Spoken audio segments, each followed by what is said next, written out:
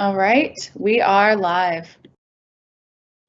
Good morning, everyone. We are live and greetings from Toronto, Canada. Welcome to our live session today. My name is Nicholas Reyes, Project Manager for Special Programs, and great to have you for our info workshops. Lots of information from the different departments and our guest speakers, and great to meet you virtually. And just some quick reminders. Today is our last day of our workshop, so we do have two sessions today. We do have the keeping students safe, the academic integrity, student success, travel to Canada, and the online games today. And right after is the APA workshop. But just some reminders again that our WhatsApp groups are still active in the next few weeks. So if you guys do have questions, we do have our student ambassadors who can help you in the next few weeks. And also all our live sessions that started from Monday all the way to Friday are recorded. We'll be posting all the links today. And for those who can't attend or have missed some parts of the live sessions, you can check the links in Moodle. And also just a quick reminder that there's some important files that you can download in the Moodle course, like how to get to your classes virtually, tips on how to be a successful student for the summer intake, and the student manual, and lots of information. So please don't forget to download your welcome package in your Moodle course. So now, just to jumpstart our sessions, we do have our guests from North York Community House, Jaya and Meras, to do our first presentation of this workshop. Thank you. Jaya and Meras. Hi everyone. Okay. Hi everyone, thank you, Nicholas. Thank you, Nicholas. So good morning and welcome all. It's another exciting second day here. Thank you for this wonderful opportunity to get us introduced to all of you. My name is Jaya Surendran. Along with me is my colleague Meras Ahangar. We both are settlement workers at North York Community House. And today we are going to share information on how to be safe and from frauds and scams in Canada. Nicholas, you're hearing me good? Very, very good. Okay. So before I go into the topic, let me quickly share a few highlights of our organization. So, you know, you're with Lambton College. We are a community center. So we are outside of Lambton, but this is our resource is a great resource in terms of community resources. So North York Community House is a non-profit organization that serves over 20,000 residents in Northwest Toronto every year. We provide mobile settlement services in community centers, schools, post-secondary institutions like yours, City of Toronto facilities and public libraries, and in community spaces. We offer information, orientation, referral on topics such as citizenship and immigration, health and wellness. We have language classes, financial. We have a big financial literacy team. If you would like to volunteer, we have volunteering opportunities, recreational, personal and professional development in terms of with our employment support services. So our delivery methods are mostly one-on-one and group workshops. We have youth youth groups, women's work groups, women's groups, senior groups, and parenting groups and advocacy campaigns. So we used to go to colleges, be there. We have a table that's set up there and see international students. But after the pandemic, we became online. It is very successful because we did do a lot of presentation, and the response rate was very good. They did give a big response. So we have become little hybrid now recently. So if you want to know more about North York Community House, whenever you have a leisure time, please feel free to go to www.nych.ca to find more information about us. So what's this product? How did we connect with you? So we connected through International Student Connect programs. So this particular program that we partnered with Lambton College and other community colleges are through International Student Connect program. So this International Student Connect was created to provide settlement support to you and your family. The project's goal is to help you integrate successfully if you decide to remain in Ontario after completing your studies. ISC is a partnership between colleges, universities, and service delivery agencies. This project is funded by the Ontario Ministry of Citizenship and Immigration. So therefore, if you contact me or if you ask me some information, we do not charge anything. So you don't need to worry about whether we will charge a fee or anything. All of our services are free. And now from here, let me go to our topic. So our agenda today is to inform you how to avoid fraud and scam. Why is it is very important to protect your identity, and what are very useful emergency services that you would be aware of in the you need to be aware of in the new country. Trust me, Canada is we all know that Canada is very safe country. However, being vigilant and taking all the precautions is very important. We can go to the next slide. Sorry. Sorry. Give the previous slide. So we are going to talk about fraud, scams, and frauds as part of a cybercrime.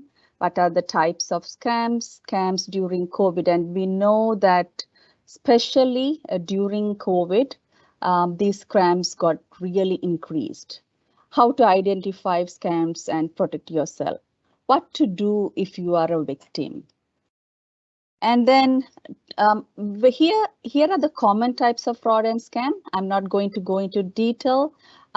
During the year round, we will go into these sessions in very detail. So I'm going to quickly talk to you a little bit of the types. It's phishing scam, lottery scam, marketing scam, relative in trouble scam, debit and credit card scams, identity theft, CRA and Service Canada scams, even IRCC. I have heard, I have seen when I used to go into colleges that students come and show me, oh, I received this email from IRCC, but it was a fake one. It's only, there was a cut and paste of a very professionally done scam letter. So there are always, such scams and frauds happening. So you really need to be vigilant and to be careful. The next slide, just wanted to quickly share which are the first 3 bigger frauds in 2020. So this was the latest report they did it. Very quickly, it was extortion, identity fraud, and personal information. So it's really the scammers, they are really trying to get the personal information from you, and you need to be really alert and smart how to protect your information. So we also see newcomers and seniors are their targets. So what are the people who do scams and fraud? They are called scammers and fraudsters, and they are always looking for opportunity to strike at their potential victims. And what is the opportunity they have now? It's COVID-19. So people are like very vulnerable. They wanted to get some sort of help through somehow. So they use this opportunity to really target the newcomers, seniors, international students particularly.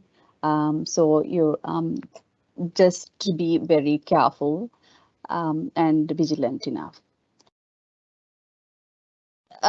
So also report says that during COVID-19, so all these frauds are happening, but there was a huge loss, around 1.2 million that Canada has lost due to this frauds and scams during this year.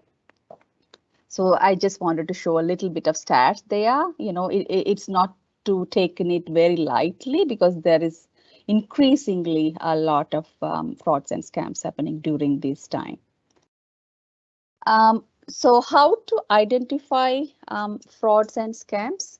So if you do not know the caller, also it's a very common sense, but then it's always good to do a reminder because you are in the new country, so that even though you knew some of these facts, it's always good to do a reminder. So if you do not know the caller or did not initiate the call, just hang up. Because people do receive a lot of calls nowadays saying that I'm calling from here, you are in trouble, or looks like your study permit is not in good condition. If you do not pay this fee by this time, you will be in trouble. So you might receive caller. It might even sound like they are from government offices. So if you do not know the caller or do not answer, just hang up. There is nothing free. Trust me, there's nothing free. So like, do not believe if agencies call you to inform you're free of masks, things like that. Just to double check, whether they are reliable resource or things like that, because this was one of the huge thing they did target during the COVID-19 time. Do not open any suspicious email or click on any attachments, links that you are not sure. No government agency such as CRA will call you and threaten you or give away any benefits. CRA usually, unless you initiate a communication, right? Because you initiated a conversation or communication with them, they will not write you. They will not call you. So you need to know that you need to verify. Even if someone says that, you can say, oh, can I get back to you? And then you can call CRA directly. Did any of your representative make a communication with me? So double check such calls. Public Health Toronto or WHO will never call to sell you list of COVID-19 affected patients near your residence. So these are the things that you need to be careful. Do not give your personal details over the phone to strangers. Unauthorized or fraudulent charities requested money for victims, products, or researchers. Don't be pressured into making a donation. This is also another one. So they really put very touchy, very sensitive pictures and ask donations. Please verify the charity, whether it's registered. There is a link. You can take a screenshot, or maybe even later you can take a look. So you really need to be careful on these issues. From here, to talk a little more of other safety issues that you need to be careful, I'm going to pass it to Mehraz. Mehraz, the floor is yours. Okay, thank you so much, Jaya. And hi again, everybody, and thank you for joining us today. So what to do if you feel you are a victim of scam? So in case if you find that somebody got access to your information and using your information, and you found yourself as a victim of scam, there are different ways to stop and follow up the case. So there is a number for financial crime with the police of Toronto. The numbers are here, and you can take a screenshot for your information. So you can call the financial crime line of the police, or non-emergency line of the police. Don't call 911. 911 is for life-threatening issues. And also, if that fraud or those information may affect your credit score or your credit history, you can call Equifax or TransUnion at these numbers you see here, and also you can report the issue to Fraud Stopper and Anti-Fraud Center. So you can keep this information as a screenshot for yourself in case if you need someday. Can we go to the, thank you. So protecting your identity is really, really important. So make sure not share your important information with everyone. One of the most important information is your SIN number. SIN number or social insurance number for those of you who are in Canada and who lives here, you know, after coming to Canada, you apply for social insurance number. That's a very unique number. It's a 9 digits number and very unique, and it's connected to you and your financial life. And that's kind of number that makes you connected to CRA, Canada Revenue Agency. So you may need that number to file your tax at the end of the year, to apply for some benefits, government benefits. You may need it to provide it to your bank, or at the time of signing the contract with your employer, you need to provide it to the employer. But make sure, sometimes you see the employer ask for a SIN number at the time of interview, or you even see that on the agreement for lease a property. So it's not mandatory, and you shouldn't give that number, or at least check with them why they need this number. So make sure to share this number with those who you trust and you know what is needed for. Because in case, even if you lose it, or if you share it with someone and you apply for the new one, you will get the same number. That's like your ID information and never change. So that's about SIN number. And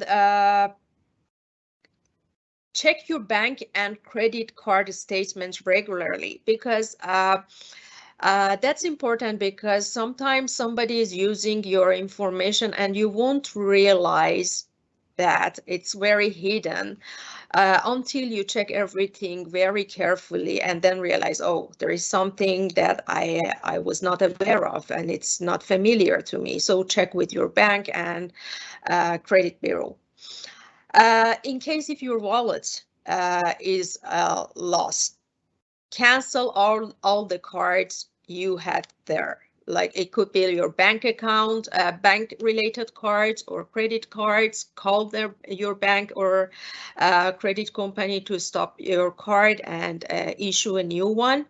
If you had your government related ID cards like driving license or health card, contact Service Ontario and Service Canada in case if the social insurance number was there or lost. Cybersecurity is really important, especially during this time, especially after COVID-19. So many services are online, available online now, and people could be target of so many scammers in different ways and online ways. So make sure to set very strong password. Use antivirus on your softwares or computers that you use. Do not share your password or personal information with anyone. Always make sure to log off and sign out websites or emails when you are on public computers. Do not click or attach any unknown emails or senders or links. Check the privacy settings on your social media accounts and never share personal information through social media. You know, social media can be accessed by so many people. Once you share something, it can go anywhere. So don't share your personal information through social media. Okay, so now safety on the streets. So what if you are in new neighborhoods or you are in new country, you have no idea, and if you're walking in an area that is not familiar to you. So when you are in such a situation, make sure to walk with a purpose. Don't walk like a stranger. Always walk in a way that like normal local people are walking. So just pretend that you know everywhere. Avoid isolated area. Like parking lots, garage, and the area which you don't see that much people. So go to the crowded area. keep distances. Don't get really very close to people in the street or which is not familiar to you, or which is not very crowded, like a kind of isolated. If you see someone, dress in a way that you can move easily. Especially have kind of comfortable shoes if you have to walk, and if you're going somewhere that is not really familiar and you need to walk for a long distance. Pack light, so just take minimum items that you can. Don't take everything. Don't take all the cards or all ID documents with you, or computer, laptop, or different devices on your back. In case of being followed by a person, switch your direction and walk to the area that you see more people, or walk inside a store or malls, or find somewhere which is lighter.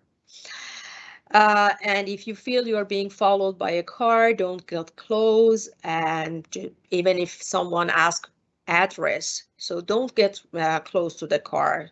So keep your safe distance and answer them in case if it's needed. Tell others where you are going. So if you are going for an appointment, if you're going for an interview or somewhere that is not your normal way, and if it's new area, share where you go with some friends or whoever you knows, or roommates, relatives, neighbors, whoever you knows, and give a little more information where you go. Don't go by yourself to the places that you have no idea at all. Like sometimes you go to visit a new unit to rent out. If there is no agent with you, make sure to be with someone else, like a friend or a classmate or someone together, not go alone. Talking on a phone, if you're on a phone in the streets, make sure to be alert and be aware of around yourself. And emergency services. The emergency services are available. There are 2 different emergency services. The first one is life-threatening emergencies. In case if you need to that services, 911 is the number. In case of fire, in case of needing ambulance or police right away for a crime or accident, something is considered as life-threatening, call 911. If it's not life-threatening, like crime, like scammers, or you need to see a doctor, but it's not emergency, you don't need to have ambulance to get to the doctor or hospital, walk-in clinics and other options are available. So in those cases, don't call 911. 911 is for life-threatening cases. Again, a little more about 911, call when a life is in danger. Call when a crime is in progress. A crime has occurred and the suspect may be still there, or there is a chance that the suspect came back to the scene. And in case if you call 911, make sure to stay calm and speak very clearly. If you request a service, you can state a type of the services you require, if it's a police, ambulance, or fire. Otherwise, all of those may come to your location. Explain the situation if you can. Provide as the main or essential information which is needed, like address, postal code, or your phone. And those are the things you need to provide to 911 when you call. In case if you cannot even talk, call them and they track your number and they would find your address.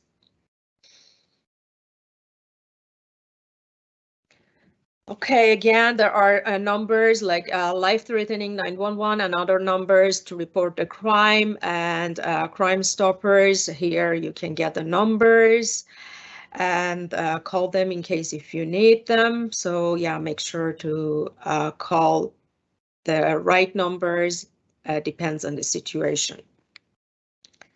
We are going to share more information in our previous sessions, and we can go one by one in more details. Because of the time limits today, we're not able to go and explain each in details. And here are the list of other options for these are like distress helplines, assault women's helpline, support for men, support for kids and youths, crisis line for mental health and personal and family, LGBTQ. These are like distress helplines, and people have access to get help and support if it's needed. Okay, thank you so much. Here are our contact information. Please feel free to contact Jaya and I when you feel you need to get information, any settlement services you need. So we will be happy to help you. Thank you so much, and thanks again for joining us today. I hope you enjoy the rest of the day. Thanks. Thank you so much, Mehraz. And thank you to Jaya as well. Wonderful presentation. Hopefully you guys took some screenshots there. A lot of really, really great information for you. So next up, we do have academic integrity. We're going to have 3 speakers in the academic integrity session today. So you'll get a nice variety of voices. Hopefully you won't get sick of any of us. We're trying to change it up for you guys. So today's speakers for academic integrity are going to be Mark Gonzalez. Now, Mark is the Academic Integrity Officer. He's the one that will be primarily dealing with academic integrity offenses. So if you do get an email from Mark, please don't beware. He's a super nice guy, very friendly, and I think you'll see that in the presentation today. We also have Shauna Sheldon. Shauna is the manager of academic quality. She might be dealing with some academic offenses as well, especially during exam season when things get a little busy. So again, super nice, very bright smile. So feel free to say hi. And then finally, myself, I'll be doing a few slides towards the end, and I am the academic quality coordinator. So I'll pass things off first to Shauna, who's going to lead us off in the session. Thanks for that. Thanks for that, Meg. So very quickly, we'll go through the agenda. I'm going to spend a little bit of time on academic honesty and academic integrity, what your rights and responsibilities are.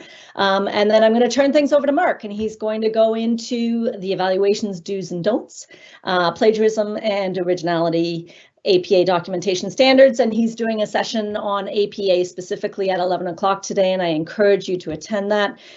He'll be spending a little bit of time on group work and what to do when friends ask you for help.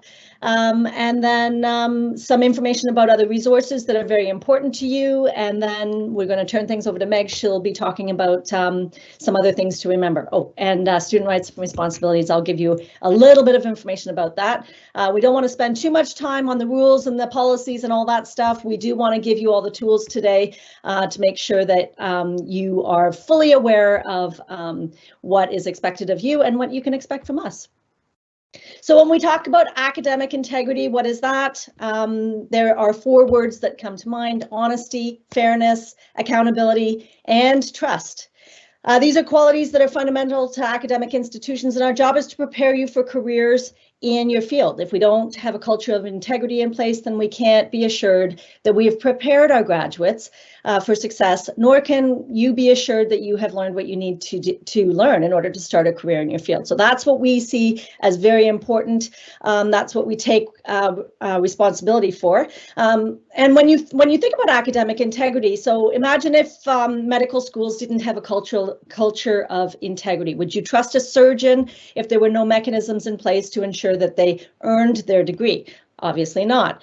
So we just want to make sure that what we're doing is preparing you for a job in your field, the passion that you have chosen, and that these are the tools that we use to do that. So we have, oh, sorry, last slide. Previous slide, sorry. So these are the tools or the controls that colleges and universities have in place to manage things like honesty and fairness. If there were no rules, we wouldn't, and if we didn't have policies around academic integrity, then everyone would pass, everyone would receive the same grades, whether they earn them or not, and that would not be good. And that would devalue the hard work that students like you are doing to earn your grades with hard work. So these are very important aspects of academic integrity, but the foundation of academic integrity is people. So the tools are the policy, rules, rights, responsibilities, and all those processes that we have in place. But what's most important are the people. So the staff, students, and faculty all feed into or use these tools in order to enforce the rules that we have in place, and in order to have some honesty, fairness, accountability, and trust around all of the operations of the college and all of the work that you do as students. If your instructors, for example, were not held accountable for their grading, if they were permitted to grade some students differently than others, that wouldn't be good. That would not be tolerated by the college. And by the same token, we hold students to the same set of expectations. So you have rights and you have responsibilities. And so with that, I'm going to turn things over to our Academic Integrity Officer, Mark Gonzalez, to walk you through what academic integrity means for students. Thank you so much for that, Shauna, and thank everyone for coming in today. So yeah, like it was mentioned before I started talking, we're just going to talk about what you can kind of expect from us and what we can expect from you. Like, what's the relationship between you and your school and you and your instructors when you're submitting documents. And I hope you're not too spooked by the concept of academic integrity, but it's really just coming down to what you send to us for submission, what you hand in for review and evaluation, definitely should be representative of what you know and not what somebody else knows. So how can you make sure that that's the case? If you're sending anything to us, you want to make sure that it's original. You want to make sure that the content that you made was honest and you didn't really, I don't know, circumvent or hide where content came from, because that's actually something that is unfortunately occurring in many cases, and that's when you have private meetings with me and yada yada yada. But you know, we just want to make sure that there is good communication. You want to put your best foot forward whenever you're making content for us. And I think if you notice, one important thing is that communication is important on both sides. You want to make sure that you're always communicating with your instructors. You're always communicating with people that, you know, are relevant to the process of creating content, and they're communicating with you as well. I think that in many cases, you'd be very hard pressed to find a teacher who doesn't want to hear from their students. So I always encourage you to definitely email your instructors whenever you have questions or concerns. They will be the best and first and foremost source for any information you require in any case. I think in like lots of times you're going to find that a lot of students will go to Google first. They'll go to YouTube first, or perhaps they'll go to their friends. And honestly, although that's great, you know, it's great that you're going to other places, no one is going to be as good of a representation of what you need to do as your instructor. They'll know for sure. They've absolutely got all the information you need. Okay, so we just want to make sure that, you know, what you're sending to us looks like that and it follows those types of procedures. On the flip side, you can expect from your instructor that when they grade your documents, when they grade your papers, it's going to be fair. They're not going to grade you worse because they don't like you, because they're out to get you. I hope not. I hope that's not the case, but you know, you can kind of expect that from us, and we'll be consistent in how we grade. Like we said, there's no favoritism. There's no preference for certain people versus other people.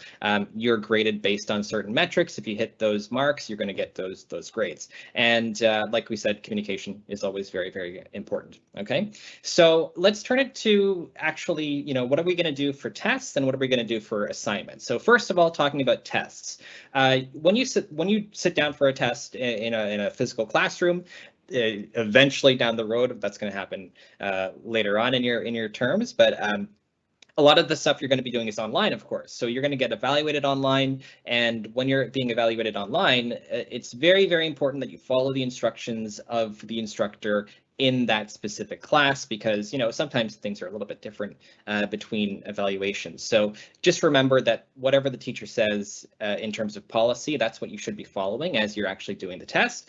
But also remember the idea between closed book and open book. And I think that a lot of people may not be aware of closed book versus open book. The default is closed book. So if you're not even sure what these terms are, closed book just means you're sitting there with the test in front of you, and that's all you have, and that's all you're working with. Open book refers to being able to access, you know, course content or notes that you might have, and that's not the default. The default is closed book. You want to make sure that that's what you should expect all the time, but sometimes you might have instructors that allow open book tests. How do you know what the difference is? Like, how do you know what you're going to be doing?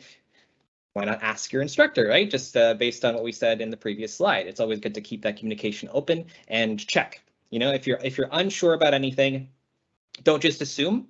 Try to, you know, contact the instructor, get that question sorted out as soon as you can. Okay, so you want to make sure that, you know, open book, closed book, important.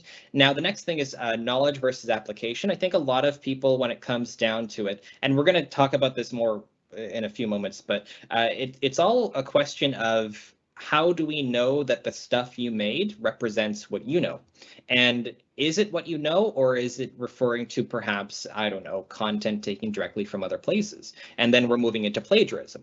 But, you know, how do you apply what you know and deliver it in your own voice and in your own way? And that's very, very difficult and challenging sometimes to do. And it's very, very easy in many cases to take content from somewhere else, put it here, because you think that's exactly what wants to be seen. But I can tell you that your instructors definitely want to see how much you know, how much you're able to express in your own way. They want to hear your own voice, and they don't want to hear someone else's voice, because, you know, at the end of the day, they're grading you. They're not grading other people. And so, you know, read your questions carefully. And in case of putting your camera on, some people are afraid of cameras and microphones and, you know, presenting in front of people. I might be one of them. But, you know, in case you need to do that, make sure your technology works. It is functioning. Everything is copacetic. Okay, and now let's move on to the assignments. So as far as assignments are concerned, very, very, very similar stuff in the sense that we want original work. We want the work that you're doing to reflect how much you know and how much you really understand and can express that to your instructor. And if your instructor sees that, there is never going to be an issue. But if there is a concern that perhaps maybe the content you're submitting isn't original or doesn't really meet that level of originality, we might have discussions, or, you know, it might not be eligible for a grade or various other things.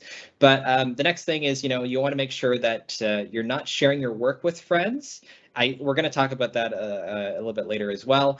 But, you know, when it comes to individual work, there is a lot of individual content, individual grading, but group work is also pretty popular in the school. So you're going to run into a lot of opportunities to work with other students on assignments. And there are certain rules to follow with regards to that, which we'll get to a bit later as well. Okay, don't cut and paste from the internet. That is something that we just kind of discussed previously. We want original content, stuff that you know. So copy and pasting things from the internet, I don't know, should we give the grade to the person that, you know, actually wrote the original content on the internet somewhere on Google, or should we give it to you, right? So in any case, if you decide to cut and paste when it's necessary or allowed, such as when you're researching content, you're going to make sure that it's formatted in the right way. And, you know, here's my shameless plug. You can check me out at 11 o'clock today for the APA documentation guide review. And we're going to do that workshop and showing you what it means to cite, what it means to use content from other places and putting it into your work and still be eligible for a grade. You know, very, very important. Okay, so the big word that is pretty popular amongst the students and strikes fear in them is the term of plagiarism. Those of you that are familiar with plagiarism, great. But if you are unfamiliar with the term and what it really means, it just means that you have included content into your documents, but that content isn't really reflective of what you know, and perhaps you may have input it in the wrong format or in the wrong way. So it looks like you wrote it, but really it came from somewhere else, and we don't know where that somewhere else is. So if you're following the right way of presenting content, then you're never going to really have issues with plagiarism. But I can tell you that, you know, to be honest, it might occur. And so we're not considering you criminals when that happens, but we do want to make sure that you understand what it means to submit original work, and when it's not original, it's a form of plagiarism, and there are many forms. So, this is what we're really discussing. And fun fact, you can plagiarize content from the internet, you can plagiarize content from your friends, but crazy twist, you can actually plagiarize content from yourself, and that is called self-plagiarism, and we'll get into that during the APA session as well today. Okay, so next slide. We're going to head over to originality and the term of originality, because we use something called Turnitin to check for originality. But in case you never heard of Turnitin, the concept of originality is just what you're submitting is what you know, and it's not what someone else has created before you, or it's not something else that someone else has, participated in the creation of, and we don't know. We haven't heard of it. You never told us or anything like that. So you want to be really, really transparent in how you share resources and references, stuff that you've used in the past. I think that in many cases, paraphrasing is a good skill to have. But in many cases, students are looking at content on the internet and then writing the content at the same time. But if you're looking at the two things at the same time, it's very unlikely to write something brand new and original. So you want to kind of start from a clean slate. You want to have a blank page in front of you. You want to kind of remember things and then type them in your own way. Use ideas from other places, which is okay if you're referencing properly, and then write them using your own words, your own word choice, your own organization, your own voice. And that's the best way to make sure that original content is actually original. Okay. If you're deciding to use sources, they have to follow APA formatting, and like we said, 11 o'clock today, we're going to cover APA formatting in a lot of detail, so much detail that I hope that it is enough, but actually it's not often all you need. There's actually way more to cover, but we'll cover as much as we can to get by. And I think that your other courses will cover the rest down the road. Okay. Now, when you're uploading documents for review by your instructor, in many cases, they're going to go through a software called Turnitin. And again, if you know about Turnitin, that's great. But if you don't know what Turnitin is, it is a software that can check for where content came from. And a lot of students call it a plagiarism checker, although that's an accurate term. It's not the best one. It's not really politically correct. I would just say it's very similar. So it generates a similarity report for your content. Now, Turnitin is what we use for the school, and you can head to the next slide, actually. And as far as Turnitin is concerned, there are many different kinds of plagiarism checkers, similarity report generators. One of them is Grammarly, and I think that you have been plugged Grammarly a lot.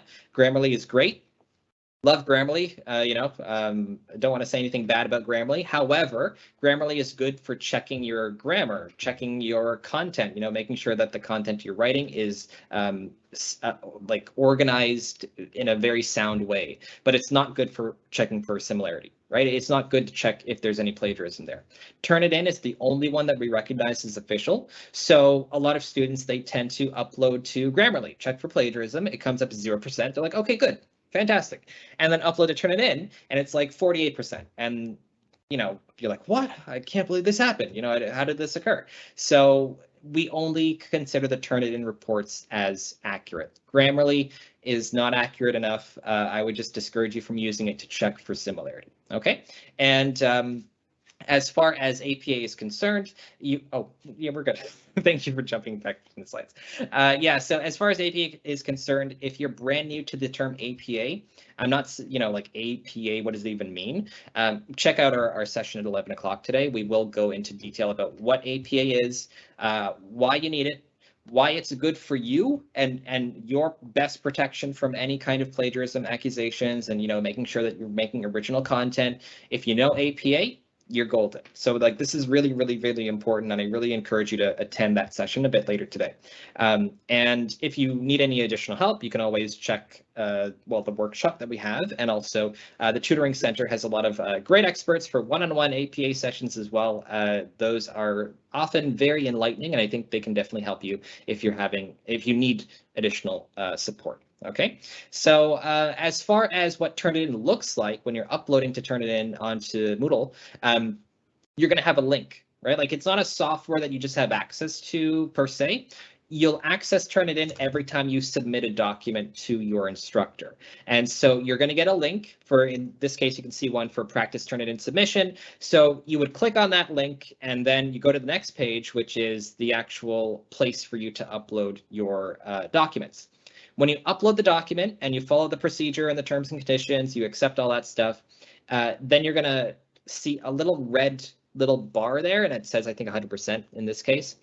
That column that says similarity, that's where you're going to find out how much plagiarism is identified by Turnitin. And then in some cases, your instructor will let you see that. Some cases, you won't be able to see it, unfortunately, but it depends on different contexts. And then you can review.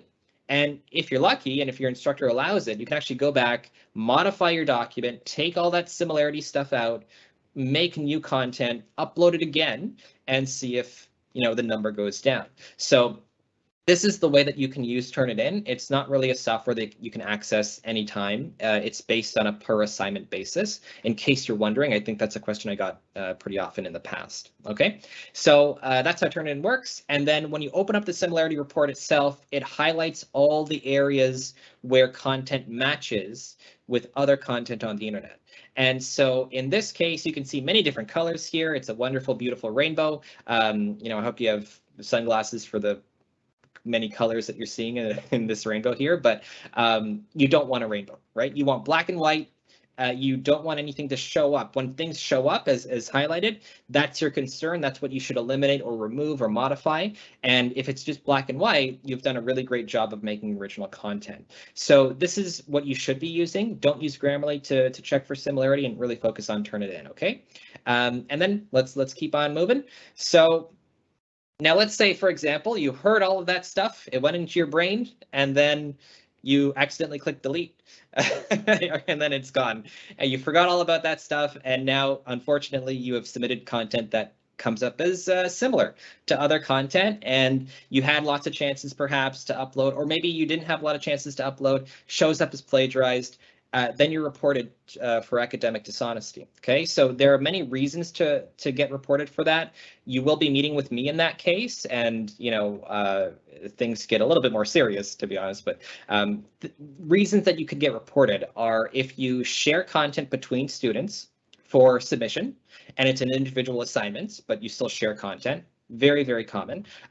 If you're copying, cut and paste content from the internet or from other people, again, and putting it into your own work, and you're not putting any citations, that's another reason to be reported for academic dishonesty. If you are taught APA and you're supposed to use APA for your submission, and then you don't use APA for the submission, that's another reason for academic dishonesty, because we really don't know where the stuff came from. If you're using sources that don't count, they're not very good sources. My friend who works at Tim Hortons told me about a new donut that they're selling, and I put a citation for that guy at the front desk. It doesn't really count, so be careful with how you're using sources. Those can help you, those can cause you to be reported as well. And if you don't have the right, audio equipment, video equipment at the time of an evaluation, when you need it for an online situation, then that could be reported too. And also just basically not following instructions. I think that in many cases the not following instructions thing is a very broad term, but it's like all of the above. Usually your instructor will be very clear on all of the stuff I just mentioned and kind of tell you what you need to do and what you should follow. So if you don't follow those instructions, then you might be sent my way. Okay, so how do you avoid that stuff? Just put a negative on all the statements. So don't share or borrow, don't copy. I think many students, when they're trying to share content for academic work, it happens that they're using it, and I quote, as a reference. Now, you can't really use a friend's work as a reference. Generally, as a reference refers to, please pass over your work so I can copy it and submit it myself. So that affects both people, the person that handed it to the person and the person that copied it. So please be careful with that kind of content. If you learn APA, if you avoid copy pasting, if you use your sources correctly, and you have all the right equipment, you'll never have issues of academic dishonesty. Everything will be original and we'll all be happy. Right. So, as far as it's concerned when it comes time for group work, because like I said, individual work is one thing, group work is another thing. So when you're submitting as a group, one person will upload for the entire group, and the entire group will receive the grade, but you're all working together, right? And you want to make sure that everyone is contributing to the group work. A lot of people, they have like back problems after group work just because they're so busy carrying their other group members, and I really don't want that to happen in most cases. It's really, really important that when you have group work, you divide it equally, you work on it together, you collaborate, you all contribute, so that when you all get graded, it's representative of everybody in the group. And if that doesn't happen, we go back to communication, making sure that you talk with your instructor and everything is communicated very well between everyone in that case. Okay, so moving right on to the next one about resources. Now that we've talked about all that stuff with academic integrity and such, as far as resources are concerned, we want to make sure that you have information that you need to be successful for all your classes. So that includes things like your course outline, your evaluation timetable, your resources like textbooks and slides and stuff like that, and as well as the APA documentation guide, which is, I think, the best and coolest document in the world. So as far as the course outline is concerned, this is what it looks like, and I think they're usually very long, and I know that a lot of people are not going to sit there and read a whole course outline, but there are three major areas to concern yourself with. The description of the course itself, that's pretty important in many cases. The necessary learning resources you need, so the textbooks and the different content you're going to need, the mandatory and required textbooks versus the additional supplementary documents as well. You'll know what they are based on the course outline. And on top of that, I think everyone's really important, most concerning area, which is the evaluation. So what kind of content do you submit for grading in this course? I know that's the first thing I would jump to as a student. So, you know, that's also there in your course outlines as well. Now, the next document, which is really important to have, is the evaluation timetable. So the evaluation timetable is going to give you your specific due dates for all the assignments in the course. You get that, you should be getting that day one. Hopefully you get that within the first 2 days of the course. And if you don't get that in the first 2 days of the course, it's your right to receive it as a student. So reach out to your instructor. Again, communication is key. If your instructor hasn't provided that to you on the first day or the second day of class, send an email, contact them if you can, maybe ask during class time if you can get a copy of the evaluation timetable because you don't have it yet. And if you have that, you can always refer to it for the rest of the semester about what the due dates are for all of your assignments. Okay, very, very important document to have and very useful to plug it into your own personal calendar. Okay, and that's about it for me for now. You can hear me again if you enjoyed my voice, I guess, at 11 o'clock during the APA session. And back to you, Shauna. Thank you, Mark. I will be super quick. So these are the policies that we often refer to. You'll get emails from various college personnel referring to these documents. So policy 2000-5-1 is the student rights and responsibilities and discipline policy, and that's important for you to be familiar with. And I'm going to just show you in just a second where that is. Also the test and exam writing protocol, and you will likely walk through this in your, the testing and writing exam protocol is also a link, but the grade appeals policy and the missed classes and missed tests policy is very important for all students to know. Your instructors will be walking you through specifically that missed classes and missed test policy because it's on your every Moodle page for all of your classes has this policy on it because it is critical. It's important for you to attend class, and it's also important for you to attend those evaluations. Next slide. So anyone who has been part of who attended the sessions earlier this week, the student services, I think Tamara would have walked you through Moodle, also in the meet and greets earlier in the week. So you can find all of the resources around policies and procedures through the links on Moodle. So it's a little bit small, but at the very top of the Moodle page there, you can see a circle around administration. There's other access to these policies. As I mentioned, your faculty have access to the tests, missed tests and missed classes. That if you click on that administration link at the very top, next slide, you'll see all of the policies that are in this administration on this administration page. So you can always get access to these policies, but if you receive emails from college personnel, they will likely either append them, attach them to your email, or give you the link to those policies that are important for you to become familiar with. And I think that's it for me.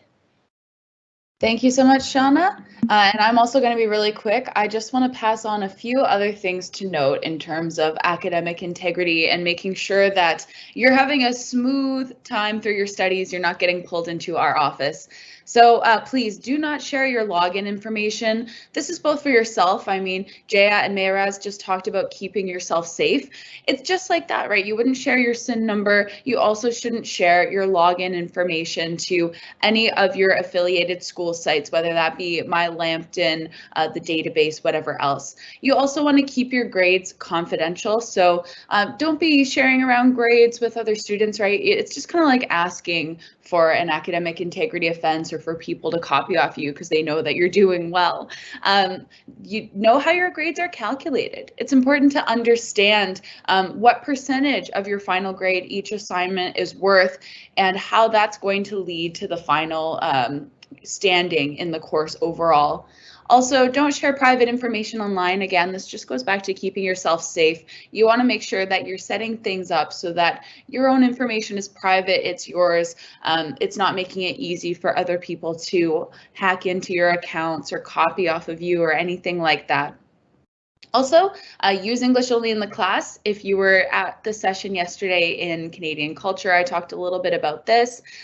Best to use English only in the class just as a sign of respect, and also in terms of academic integrity. If you're speaking in another language, you could be cheating, and the instructor, if they don't speak that language, might not know. So they might be a little suspicious. If you just use English, you're kind of going to avoid those problems. Also, attendance is taken in all classes. So go to class, right? If the instructor knows that you've been attending and that you're trying your best, you're doing well, ultimately that's going to affect your grade in a very positive way. So please attend all classes. International students on a study visa must attend all classes. So again, just to reiterate, it's important not just for your grades and for your perception by the instructor, but also for your study visa and for your status in Canada to be there, to attend classes. You can view your course materials on Moodle before class. I would advise that this is a great idea, and always check Moodle every day. Check Moodle, because any materials that you need for doing well in your studies, for being prepared for courses, whether that be announcements, readings, supplementary materials, videos, anything like that is going to be on Moodle. And for you to do the best that you can in class, it's always the best idea to be checking out Moodle. And finally, be on time to class.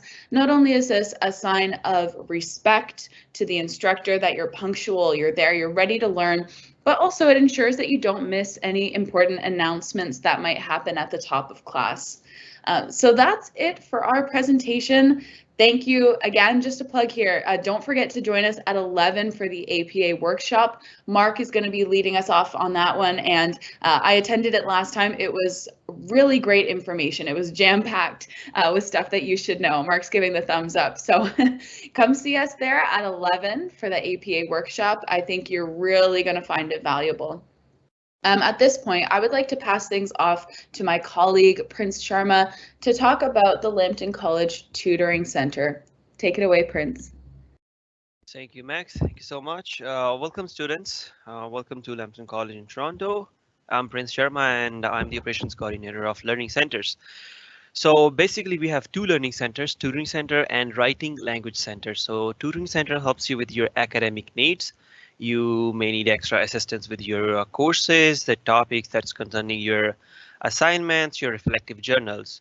And on the other side, the Writing Language Center help you with writing advanced reflective journals, improve communication skills, and also writing skills. So the next slide, please.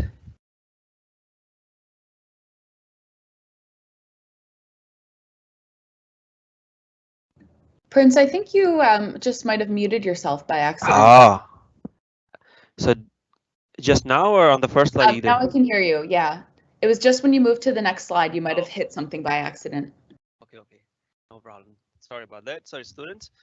Okay, so we started Tutoring Center in 2018 with two programs, BSNT and CPCD, considering the failing rate and their need, their need. So, but in 2019, based on the datas and the successful of this project, we expanded it to all of the programs. So now we're helping students in all of the programs and in all of the courses. The next slide, please. So we offer three kinds of services: one-on-one tutoring, group tutoring. If there are 5 to 6 students, we can arrange a group tutoring. If there are more students and they have the same concern or the same topics, that is, having a problem, so we can have the workshops. Usually we arrange 2 workshops a semester, 2 Java workshops and 2 Python workshops. And if there are another request from the students, we can always arrange the workshops. The next slide, please. Now, Tutoring Center is also a very good volunteer work and a crucial volunteer work for the students. If you want to be a tutor, you gotta have 2 things. First, pass your first semester. Second, it's good if you pass the first semester, but you gotta have a GPA of 3.0 or more than that. Then you can become the tutor. Becoming a tutor have a lot of benefits at the college. You get the CCR certification, you get the Tutoring Center certification, and also the recommendations from us. And the next slide, I'm gonna have to skip this slide. The next slide, please. Okay, so now what are the benefits to the students of using these services? You're coming to Canada and the Canadian educational system might be different from your country's educational system. To adjust in this education system, you might need the extra assistance. So that's where we land. So we provide you one-on-one assistant, one-on-one tutorings with your peers, your seniors, who can assist you throughout your needs of the courses or anything regarding your academics. Now, guess what? If you're in your second month of the semester and there's a new course, now you have a lot of challenges to face in that course. Guess what? Book an appointment, come or visit us or talk to us. We'll have a peer who will be assisting you with that. Then most importantly, networking opportunities, because the students, they do want to go for the co-op. Now for the co-op, the best thing is always to have a connection with the alumni, because guess what? They go for the co-op. Once they graduate or complete their co-op, and then you are going for the co-ops. So it's better to have the network. Better to have the network with your peers, with your seniors. Next slide. So there are a few easy steps to book an appointment. It's a appointment-based system, and it's free of cost. You don't have to pay anything, and you can book as many sessions as possible throughout the semester. And same with the Tutoring Center and with the Writing Language Center as well. Now, so this is the Moodle page. The previous slide, please. So this is the Moodle page. This is a very important page for us. On the right hand side, you'll find a couple of icons if you sign into your Moodle page, and you find out the Tutoring Center or the Writing Language Center there. So you gotta click on either of one, Tutoring Center or Writing Language Center. The next slide. And after clicking on the icon, you will land to the Tutoring Center booking page. Here you can check our information, our opening hours. So we're open from Monday to Friday 9 to 7. And on Saturday, we're open from 9 to 2. So you can book appointment within these time frames. And also, if you're not finding the accurate time or there's no tutor who is available according to your schedule, always email us. You gotta tell us that what you need if you're not able to find on our website, on our booking page. So you always tell us, we'll find it for you. And our information is all there. And so once you click on the book now, it's gonna ask you a few questions regarding your appointment. So first, you gotta find out your program. The booking procedure is same for all of the programs. We have all programs, 21 programs in there, and also the Writing Language Center. You click on the book now, you'll find first WLC, the Writing Language Center, and then all of the programs. Find your program. Let's take an example of BSNT, Business Undergraduate Business Program. Click on a business. Now there are the courses listed under your program. All the courses are there, and by any chance, if the course is not there, so let us know, email us, we'll find it for you. Click on the course. example, Eco 1203. Now click on the course. Then the next thing you gotta find out the tutor. We always have 1 to 2 or 1 to 3 tutors for each course. So you can click on each tutor and you can check their schedule if that's because they always have a different schedules. And sometimes it changes every week, so it's better always to keep an eye on their schedule. Book, and you click on the schedule, and then the next slide you gotta put up your information. Then in the information, it's gonna ask you about your school email. So you must use your school email. Do not use your personal email. If you use your personal email, the appointment will not be confirmed. It's the automatic systems. The appointment will be cancelled on the day itself. So try using your school email for all the appointments. Then put up the topics that you need assistance with. That's also the important part. If you put, so we have seen students putting chapter 1, chapter 3, chapter 5, and some students, I have seen some students put everything. So in 1 hour session, everything is a lot. So you gotta be specific with your topics, specific with your needs before you book the appointment. And if there are a lot of things you need help with, email us. Email at tutoringcenter@sestercollege.com. So that I can have my tutors prepare for that, for the session, because it might take 2 hours or 3 hours. Sometimes students have only 1 hour to provide to the tutoring center and the students. So we can always work around. But at first, we gotta hear from you. Once you put up all the information, click on done. The information will be the appointment will be confirmed. You will receive an email on your school email ID that your appointment has been confirmed on this and that date and time. Make sure you make yourself available for that day. How to make sure that you are coming for that appointment? 2 simple things. Add that to your calendar, your Outlook calendar or your Google calendar. The second, put the alarm. That's what sometimes people do. Oh, I have an appointment on that day with the heading appointment with Eco 1203.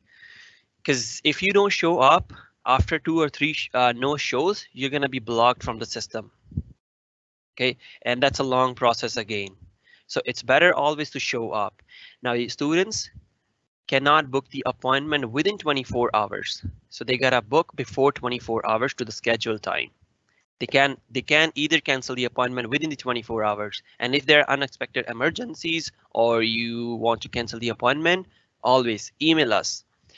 So all the time you gotta communicate with us. Anything happens to your appointment from point A to from Z. The next slide, please.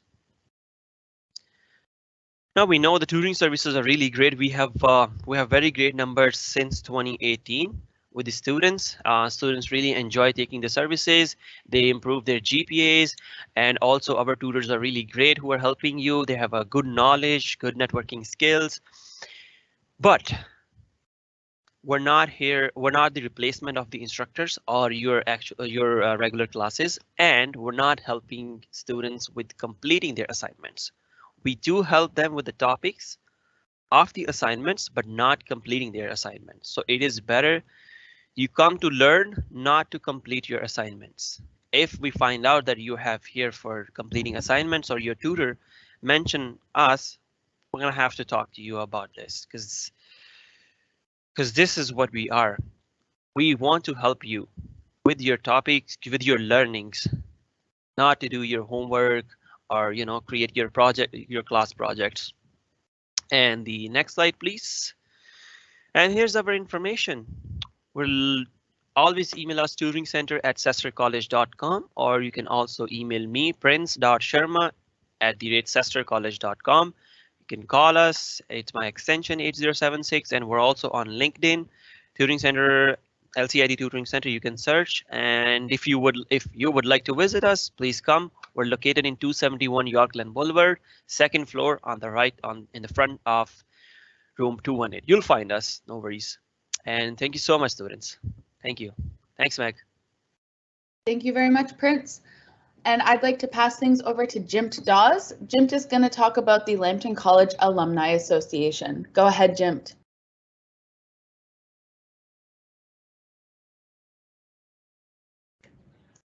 Jim, if you're still on mute, can you hear me? Oh, yes, I'm hearing you loud and clear. Oh, great. Okay, good morning, everyone. Thanks for being a part of Lambton College. We are so happy to have you at our Toronto campus. My presentation today will speak to you about the Alumni Association and how we are going to be very much involved in your day-to-day activities here on campus. So let us get into it now, and just to give you a synopsis of what the Alumni Association is all about. Now, alumni speaks to association of graduates and former students. Our purpose is to foster a spirit of loyalty, support the college goals, and to strengthen ties between alumni community and college, meaning that this alumni here at Lambton College is not about connecting with you after you're finished, but we are going to be with you throughout your journey as a student here at Lambton College. Next slide, please. Now, one of the things that we really want to share with you this morning or afternoon, wherever you are in the world, is our affinity partnership. And with this, we are happy to talk about TD Insurance. And with TD Insurance, and if you're in Canada, you'll hear about TD Bank. I think it is Toronto Dominion Bank, but in this case, it is TD Insurance, which is the insurance section of it. We are happy to tell you, and I know that many of you, after your second semester, you decide to purchase a car, or in some cases where many of you may rent an apartment and you need to insure your furniture. As a student of Lambton College, you are given preferred rate, and like how we are in a very competitive market now, being a Lambton student do have its benefits. So we normally say to persons, connect with TD Insurance, indicate that you're a student, or if your friend is an alumni, they can also connect with them. And so you can see some of the benefits that can come out. So they are our affinity partner, and they are working to make sure that we have meaningful support for our students throughout their time here at Lambton College, more so the Toronto campus. We also have a wonderful mentorship program. And in Canada, we have a virtual platform that is very good for networking and mentoring. And so we have the 10,000 Coffee. You will hear a lot about it, especially when you're doing corporate careers. They talk about 10,000 Coffee. This is an area where you can go to network and meet industrial leaders.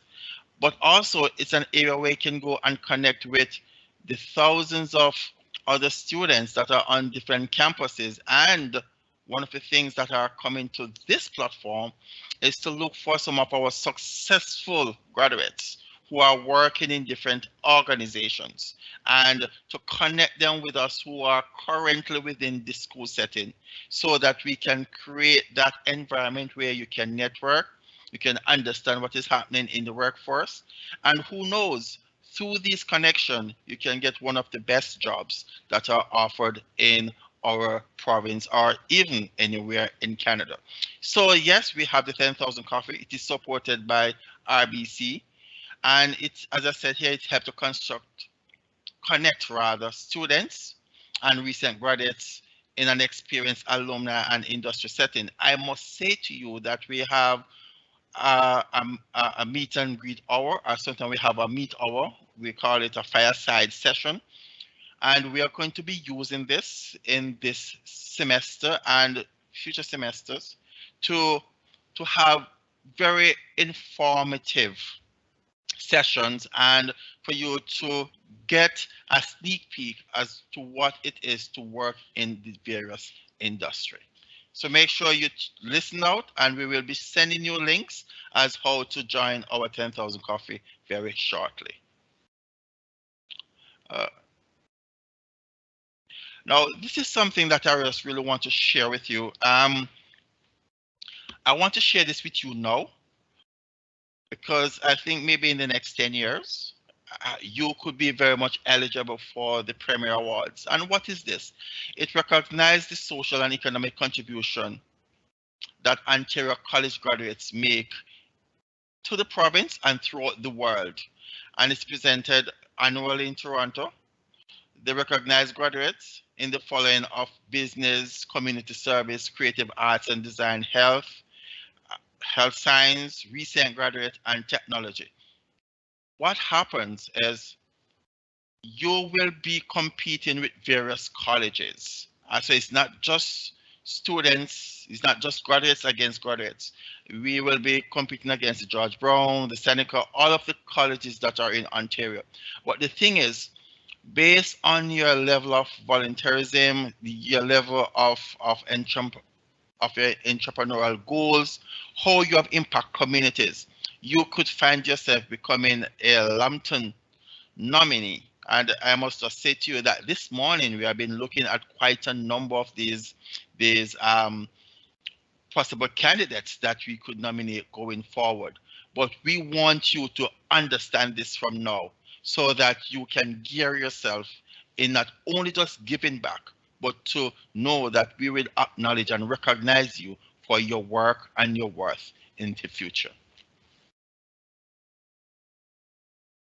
This is very new, coming out of the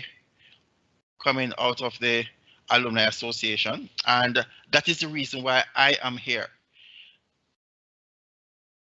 The Graduate Service and Support Center. It is fairly new, and it is here because of you and the students who have moved on before you. What is the Graduate Service and Support Center? It is here to support peer-to-peer mentorship opportunities, as I spoke about earlier on with the 10,000 coffee. We're looking about health and wellness resources, how we can support your mental and physical health, giving you tips and ideas, and how we can connect you with different sectors throughout this. We also have a special alumni event and opportunities for students to strengthen their connection to Lambton College and their alumni members. So we'll be having different social and social events, also maybe some other kind of events to connect and to build bonds between us, not only at this campus, but also at our other two campuses.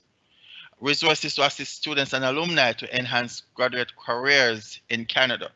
We, out of having discussion with students, we have realized that as international students, it can be difficult to land the right job.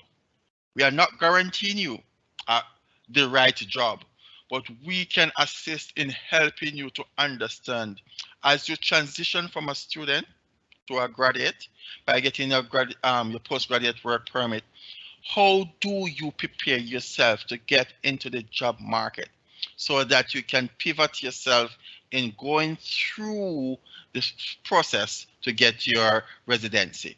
And of course, we'll be having different support mechanism, different whether it is immigration lawyers, whether it is immigration consultant, or just to have a set of FAQs and a support mechanism in place to guide you from a graduate to your PR. So remember, Lambton College is not about getting you in. Thank you for what you have given us, and we say bye-bye. No, we are here for the long haul. We will take care of you and care about you even after you are graduate. And this is where the Graduate Service and Support Center comes in, and I must say to you, we work together with our campuses. So Lambton College is here for you before you became a student, while you're a student, and even after you have graduated from this institution. We are still there for you. How you can get involved? We're going to have some stay in touch forms. We are revamping it for you to be there, or you can join us through our email list. But you know, one of the good things, if you are on Instagram, just go on your Instagram page, say at Lambton Alumni, follow us, and you will get wonderful information. We are also on LinkedIn and we are also on Twitter. But one of the greatest things for you to know that we are also on campus. So once you're coming back on campus, you will see Lambton alumni here at Lambton College in Toronto, and you can have that personal connection with us. So remember, we are here to help you through your journey, and we are there with you even after you have completed your journey as a student. So I just want to thank you very much. Remember, we are looking forward to meeting you, and we will have fun going forward. Thank you so very much. Thanks very much, Jimt. And that's a great heartwarming message. I think it's great to let students know as they're coming in that, hey, it doesn't end after the 2 years or 1 year, however long, depending on your program. We are here for you for the long haul. And lastly, on our agenda today will be the Travel to Canada presentation. So I'm going to pass things back to Shauna Sheldon to take us through the information on traveling to Canada. Okay, thanks, Meg. And I will try to be as quick as I possibly can. I know we're running long and everyone is interested in being part of our games at the end. So I will go through this really, really quickly. Again, we're recording it and you can totally come back and watch this recording afterwards. So in addition to being the quality assurance manager, I am the COVID readiness officer at the college and have been supporting students as they come to Canada since the start of the pandemic. Next slide. And I'm going to walk you through a couple things: compliance requirements, travel to Canada protocols. They change. ArriveCan, which is an app that the federal government has put in place to document your travel plans. And then how to let us know that you're coming to Canada. I think some of you are already here, which is great news, but many of you are not. So that is why we add this little bit at the end. And then what to expect when you get here, because there are some rules about coming to campus. Everyone's free to come to campus right now, but there are some rules and some mandates in place still. So as much as, you know, it's important that going through the pandemic, it's important for everyone to realize that we have rules in place and where the college is trying to be compliant with all of those rules. So, you know, we're listening to immigration officials, we're listening to health officials, federal, provincial, and local levels of government, and the Ministry of Colleges and Universities. As we implement any protocols that we have in place, we have to keep all of those different levels in mind. So it's, you know, if you have any questions about what is required of you at this time, please feel free to reach out to us at travel@cestarcollege.com. And that goes directly into our ticketing system, and we will keep you apprised of any changes. We also keep all that information on Moodle as we learn new information. So keep an eye on Moodle as well. Next slide.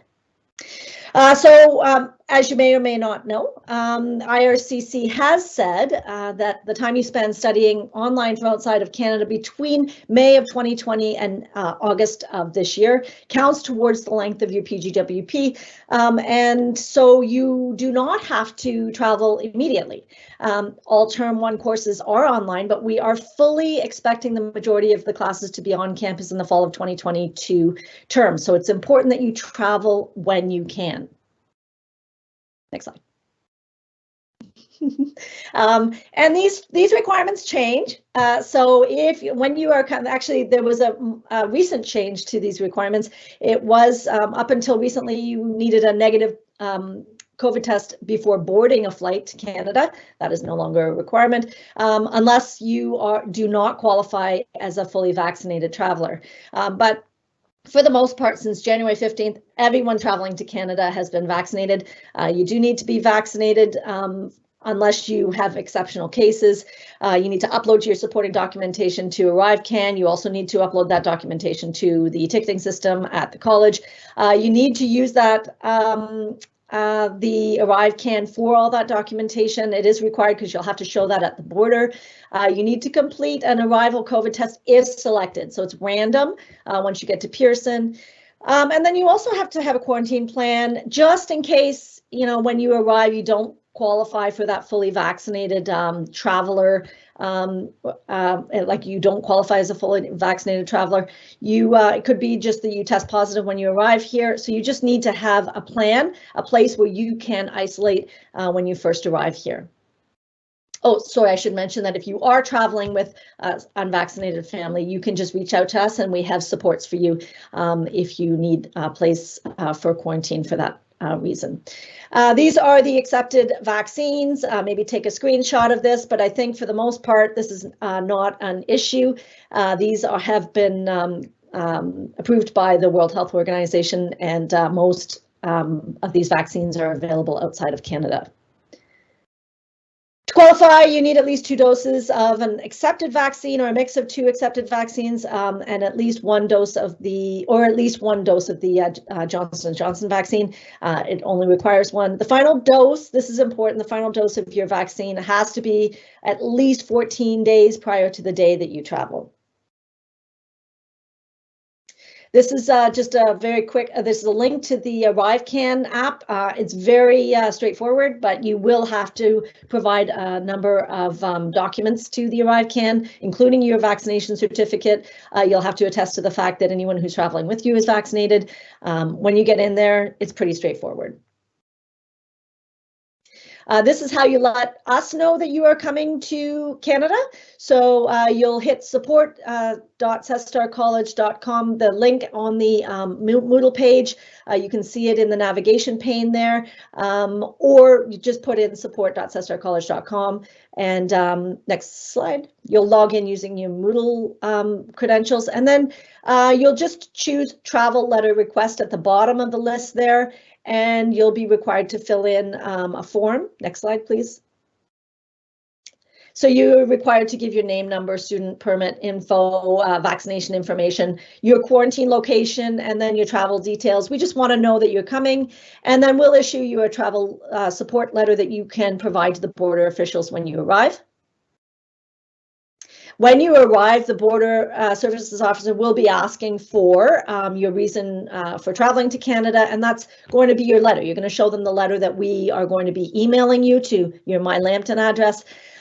You'll have to provide proof of vaccination, and you can show that on your ArriveCan app, or you can have a screenshot of it. You'll need to provide your ability to isolate if necessary, so that's the quarantine. You need to be able to let them know that you can do that. And also you're required to provide that in the ticketing system anyway, so you'll have all that information. And then this is not changed, proof that you have enough money to support your family and yourself when you arrive. Again, Term 1 courses remain online, so you do not need to travel immediately, but travel when you can. Campus is open for student services, library access. There's all kinds of courses that are on campus starting on Monday. Food services, as Prince mentioned, the Tutoring Center. So you are welcome to come to campus anytime. We still have a mandatory vaccination policy in place, so you are required to have that vaccine certificate in our system, and you also need to wear a mask at all times. We still are under a mask mandate. These are just, take a screenshot of this. These are some information, there's some important links for you. This is, the rules change, right? The restrictions are lifted or added. A lot that we have learned through this is just that a lot of things are unpredictable, but my advice is to get vaccinated and to travel when you can. Let us know that you're traveling. And again, if you have any questions, I think I have some, did I put the contact information at the end here?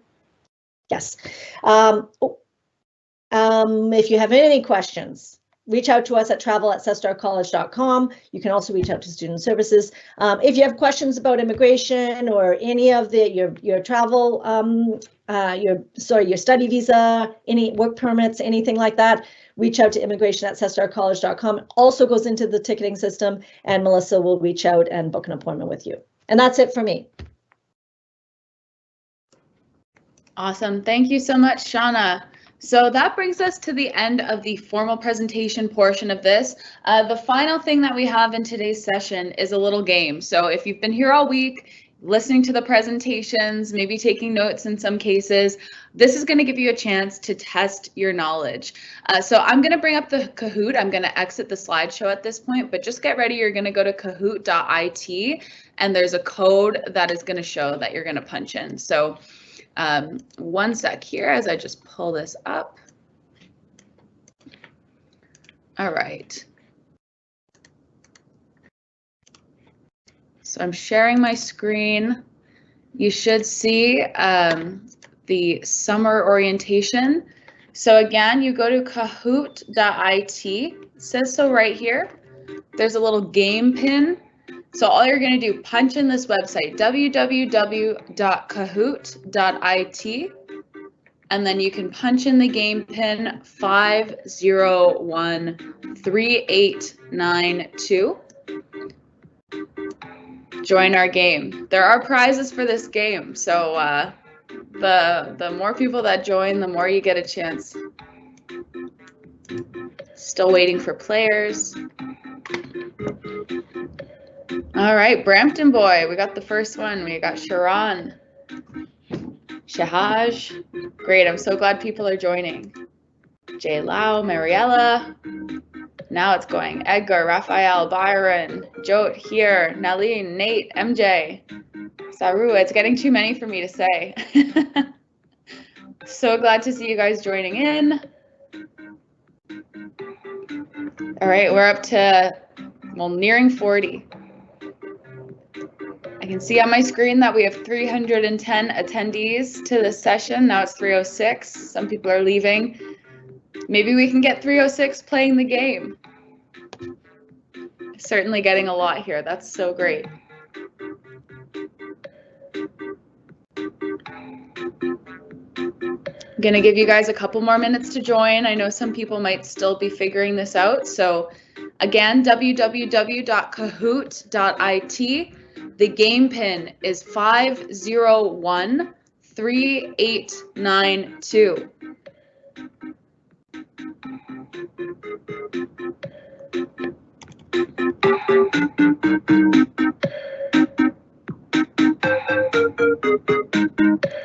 I'm going to give a couple more minutes here. I see we still have lots of people coming in. Let's see if we can get close to 200. We're certainly getting up there. I think when I get close to 200, or when it stops going so frantically with everybody joining, then I will play. We have prizes for first place, second place, and third place. Take your chance. You might win a prize. Glad to see lots of people still joining. We're getting near that 200 mark. I think we can do it. Meg, what's the price? Maybe some people are asking. It's a Tim Hortons gift card, I believe, right, Nicholas? Yes, yes. And we do have a Tim Hortons at the campus opening soon as well, back again. So you'll get some free sustenance for your studies when you're back on campus. Lots of tasty treats you can get there. All right, we're at 200. Still climbing though. I'll give one more minute. It's 10:36. When my clock changes to 10:37, I'm gonna get started. So join now or forever regret not joining this game.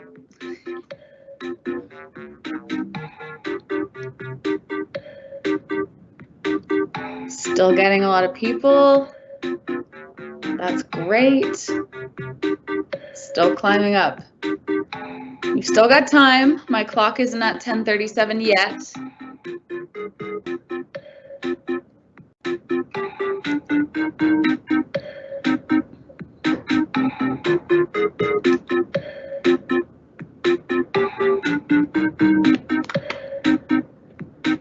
All right. We're up to 223, 224. Okay, my clock just turned to 10:37. I'm gonna count down from 10. You have 10 seconds to join. 10, 9, 8, 7, 6, 5, 4, 3, 2, 1. Okay, we're starting. Here we go. Summer orientation quiz. How well were you paying attention? Question 1. Which of the following is a Lambton College in Toronto initiative for students? So is it a break every semester, mental health supports, ticketing system, video chat, phone support? Is it all of the above? We've got lots of answers here. Get your answer in. Yes, the correct answer was D, all of the above. So we do have a break every semester, that's correct. 47 people answered that, so that is right. But we also have lots of mental health supports. We discussed that on Wednesday at our student services session. We do have a ticketing system for your inquiries. We have video chat services, and we do have phone support. So all of the above is correct. Let's see. There's the leaderboard right now. We have Mighty Koala 40, great name, here in the lead. Let's go to question 2. True or false, all LCIT programs are online in term 1 for summer 2022. Are all the programs online for term 1? Is that true? Is that false? 6 seconds to answer.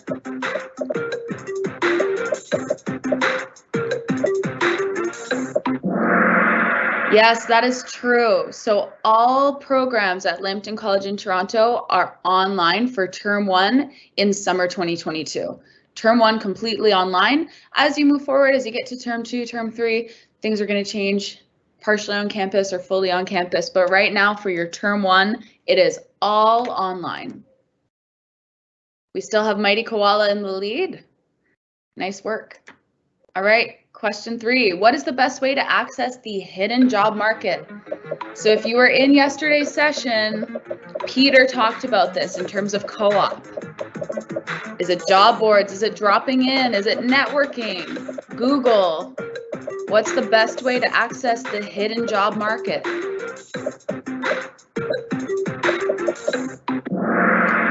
Yeah, the correct answer is networking. So job boards like Indeed, dropping in at businesses, and Google, those are part of the job market as well, but those aren't part of the hidden job market. That's stuff that you'll easily find. You do a search for a job, you're going to get those job boards, you're going to get Google, you'll see the businesses in your area. But the hidden job market is all about the jobs that you didn't know existed, that you couldn't necessarily find on the internet or by doing a Google search. And you get this by networking. So great opportunities here at the college. We have lots of events put on by Co-op and Careers for you to get out and meet people. I know Jim just talked about the Alumni Association and programs like 10,000 Coffees. These are all great ways to meet people. And you never know, it might lead to a job that you never would have heard of before or never would have thought of. Let's see the leaderboard. Oh, we got a new leader. We have Saru in the lead. Great work. Okay, question 4, when contacting the college by email, I should always include my, so what should you include when you're emailing the college? Your name, your student number, your program, your phone number, your passport, your address, date of birth, what country you're from, passport number. What should you include? Yeah, the correct answer here is your name, your student number, and your program. So when you're contacting the college by email, please always say who you are, what your student number is, and what program you're in. We don't need your address. Again, like we talked about this today in terms of keeping yourself safe. Don't give out private information. Don't send people your address. Don't send people your date of birth. We don't need that information when you're sending us an email. Again, we don't need your passport number. Keep that private unless you're asked by a border official or somebody at the airport. We really don't need to see that. So please keep that information private, but when you're emailing somebody at the school, do include your name, do include your student number, and do include the program that you're studying in. Oh, looks like we have Gurneesh here in the lead. Okay, next question. How many emails should you send to different departments and faculty members? So we talked about this on Wednesday in the student services session. How many emails should you send? 3? Just 1? However many it takes? Or none? Don't email anybody at all.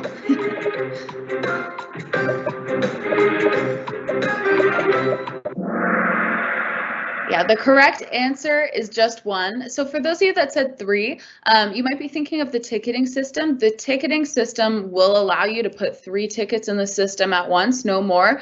But we think that you should send just 1 email. Again, it can take up to 5 business days to hear back. So just because you sent one and you haven't heard back yet doesn't mean that you need to immediately send another email. Please just be patient. Know that, especially this time of year, there might be a lot of emails that are coming into people's inboxes or coming into the ticketing system. So just send 1 per topic. Once you've passed that 5-day mark, you can always send another one, okay? But just 1 to start is what we advise. Let's see who's in the lead. Hector is in the lead. Okay, question 6. How long should you await a response to your email?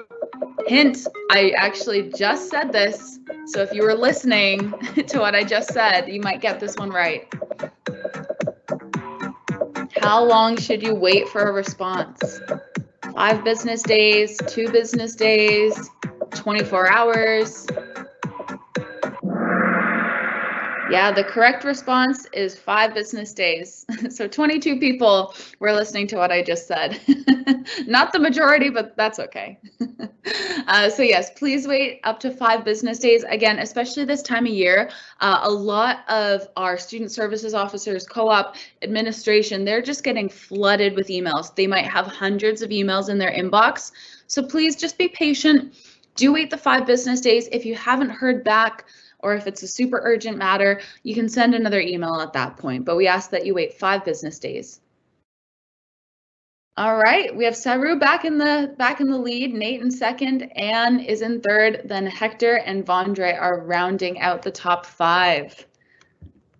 Next question, true or false? Studying online from outside Canada between January 1st and August 31st, 2022 counts towards the length of your PGWP. You can think back to immigration. You can think of travel to Canada. Think of your own situation for summer. Does this count towards your PGWP, true or false? Yes, the correct answer is true. Most of you got that right. And this is great news for you guys, right? Term 1 is online, so you can study from your home country during term 1, and that's still going to count towards the length of your PGWP, which is great news for you in your studies. Anne's moved into the lead. We still have Saru here in second. Nikita up in third place. We have Ritz in fourth, and Nate is in 5th with the little eyes there. Maybe they're the watchful eyes because you've been paying attention to the session. We'll see. True or false? To access campus, all students are required to be fully vaccinated. True or false? Do you need a vaccine to access campus? If you're listening to Shauna, you should know this one.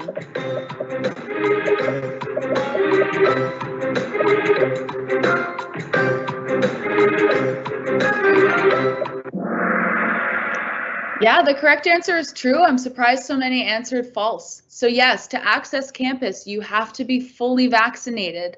Please, if you are not vaccinated, get your vaccine. You have to have your vaccine to access our campus. This is super important. So we have Anne still in the lead, then Saru, and then Yakshish has moved into 3rd. And just to reiterate, to access campus, all students are required to be fully vaccinated with 2 doses of a vaccine authorized by Health Canada. Again, Shauna just talked about this. So if you're confused about this, if you're one of the people that answered false, I would recommend viewing the recording after just to reiterate some of those points. But just so you know, accepted vaccines, this is a list. Maybe take a screenshot, keep it in your brain, right? If you have 2 doses of these vaccines, you're good. You can access campus. So please, super important to be able to get to your classes to access campus. You do need to be vaccinated. Next question. The following source is not acceptable for academic work. So again, this is today. If you were attending today's session, Mark talked about this. What do you think? What do you think is the least acceptable of all of these sources here?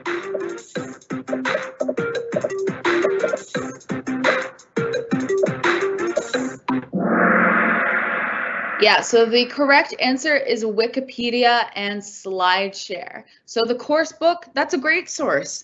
If you're learning from the textbook, you can totally use that for your academic work. That's a great source. LinkedIn Learning, students do have access to LinkedIn Learning. You might use a LinkedIn Learning module in a research paper that you're writing. That is completely acceptable. Class slides are also a great resource. Your instructor is putting that material there for a reason, right? It's stuff that you want to know, and it's stuff that you can be using in an essay, in a report, a project. Again, as long as you're citing things properly, all of these sources are great. Wikipedia and SlideShare, this is not acceptable. There might be some cases where Wikipedia is. Mark is going to go over that more in the APA session later today. So if you're confused about this, stay tuned at 11 o'clock. We're going to talk about it more. But as a general rule, Wikipedia and SlideShare, not great sources to be using in your research paper, because those can be edited by anybody. So you don't necessarily know if it's a credible source or not. And what is a credible source? Well, again, stay tuned for 11 a.m. Mark is going to let you know.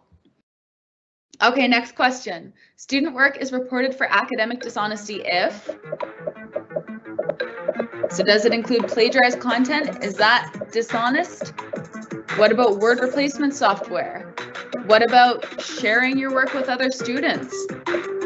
What is academic dishonesty? Think back to today's session.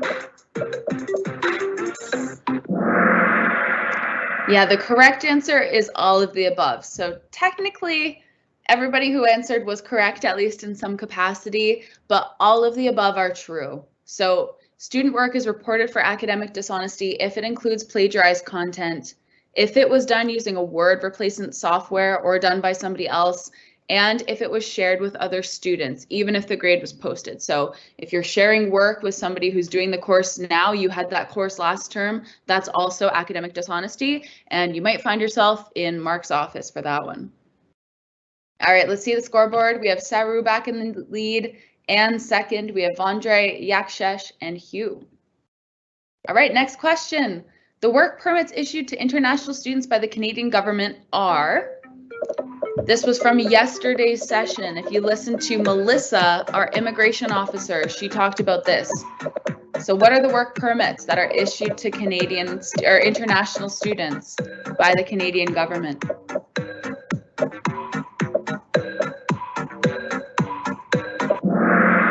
Yeah, the correct answer here for work permits, right? Keyword being work permits, is co-op work permit and PGWP. So that's important to note, just because I think many of you will have a co-op term. Many of you might want to do part-time work while you're here. So keep these things in mind. Maybe take a screenshot of this page. Anne's back in the lead. Anne and Saru are really going back and forth, but we also have Vondre in the mix. We have Yakshesh. We have Nalin moving up. Great work, guys. True or false? A study permit gives students legal status in Canada. Does a study permit give you legal status? Yes or no? You're here in Canada. Do you have rights? Do you have legal status?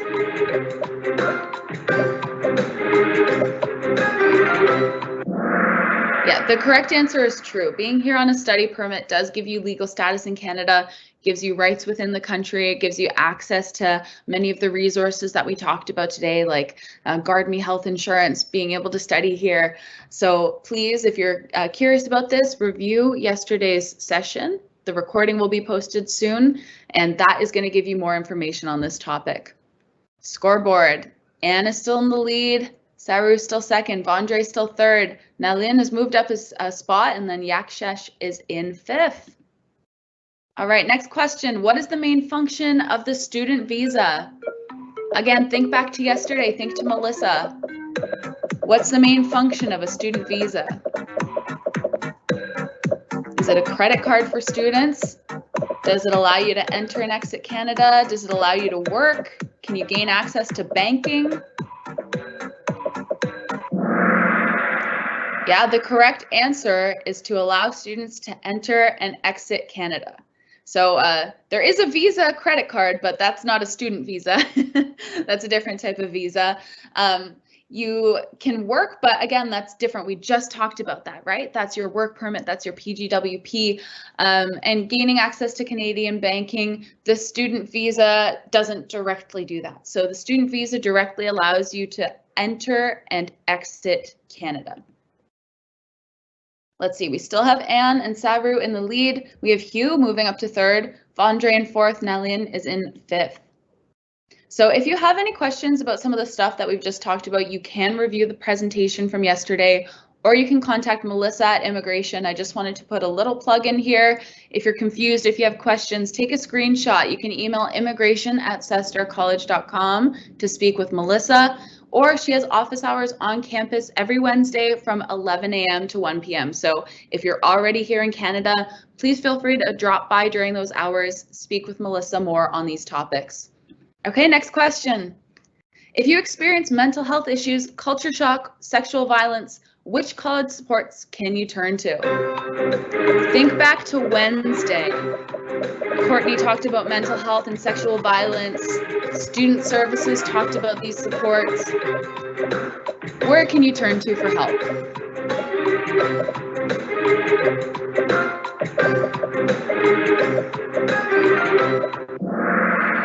Okay, yeah, the correct answer is all of the above. So we do have Wellness Wednesdays. We do have Moodle resources, emailed resources, stuff posted on social media. You can also always go to your student services advisors or anybody on the mental health and sexual violence task force. All of the above are true. Anne and Saru still in the lead. Hugh, still Vondre, still Nalin. So nothing's changed with that one. Just to reiterate, we're here to help. The college has resources that promote health and wellness, assist with mental health concerns, assure that our students are never alone, promote healthy and safe relationships for all students across genders, and refer students to appropriate organizations that can help with their concerns.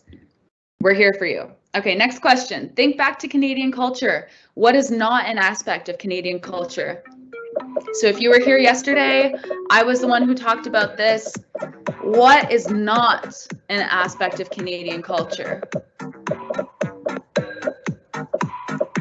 Are we not polite? Are we not diverse? Are we not egalitarian? Yeah, the correct answer is standing as close as possible to the person you're addressing. So if you attended yesterday's session, we talked about many aspects of Canadian culture. Canadians are polite, we are diverse, we pride ourselves on being an egalitarian society, but we don't generally like to be very close to the person that we're talking to. That's a little uncomfortable, so we maintain a respectful distance when we're in conversation. Okay, next question. Oh, sorry, that's it. Thank you for participating in the quiz, and I hope that you have a great term ahead. Now, drum roll, let's see the winners. Third place, Nalin, congratulations. Second place, Anne. First, Hugh. Oh, wow, that changed for that last one. Well, congratulations. I just took a screenshot, but please, if you're Hugh, if you're Anne, or if you're Nalin, send me an email. I'll put my email address in the slides, and I will make sure that you're hooked up with your prize. So I'm just going to really quickly, I know we're almost done with this session. It's almost time for APA. I'm just going to stop sharing that. And I just want to go back to the slide deck and very quickly share my email address. So bear with me here 1 second. Okay, reshare. Okay, so congrats to our winners. You can reach out to me at meg.desmond@cestarcollege.com. So I'll just highlight this here. Please send me an email. I will make sure that you get your prizes if you're one of our top 3. And that's it. So thank you so much to everybody for attending.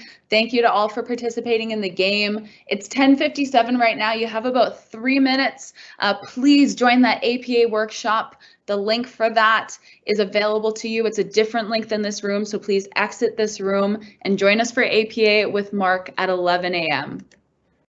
Thank you so much. Have a great day, everybody. Thank you. Bye-bye. Bye. Bye-bye.